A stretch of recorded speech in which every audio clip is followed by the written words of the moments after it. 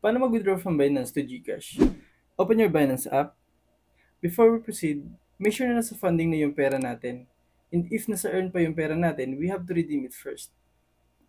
So, go to Wallet, click Earn, then select Product, then choose the crypto na gusto mong i-redeem, then click Redeem. Dito naman enter the amount na gusto mong i-redeem and set the destination. Sa akin, I'll choose Spot Wallet para makover ko kung paano mo transfer from Spot Wallet to funding. Then click Confirm, then go to your wallet. As you can see, wala nang laman ng earn natin kasi nasa spot na. And before we proceed, I highly suggest na i-convert natin ang crypto to a stable coin like USDT to avoid fluctuation, as we all know na napaka-volatile ng ibang altcoins.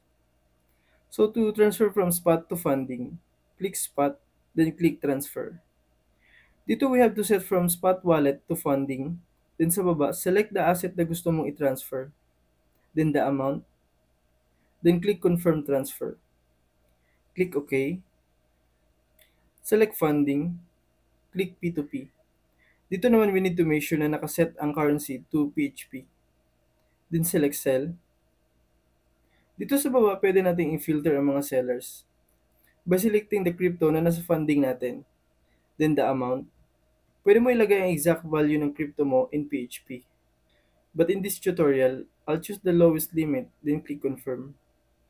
Next is the payment method. Select GCash, click confirm. As you can see, may mga sellers tayo dito, and usually yung first option ang may pinakamagandang offer. Pero maliit lang naman ang difference, so it's up to you na lang kung alin yung pipiliin mo. Ang pipiliin ko ay itong second option kasi 100% ang completion rate niya. Click sell. So, dito na yung actual transaction. Just click all kung gusto mo ibenta lahat ng asset mo. Pero if hindi, just make sure na hindi lalagpas sa limit. Then select the payment method. Since nakaset na ang GCash account ko, kailangan ko na lang itong i-click.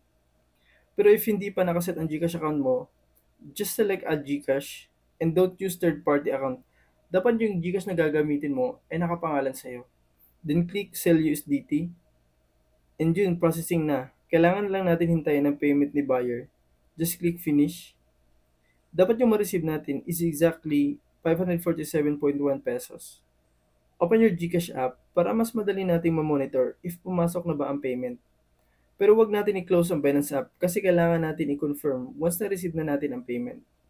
So ayun, na-receive na natin. Let's go back to Binance app, then click payment received. Select this second option, then click confirm release. Dito may another layer na naman of security. Kailangan lang natin i-complete ang verification using our biometrics or password. Depende na lang kung anong gagamitin nyo. So yun, successfully sold na USDT natin.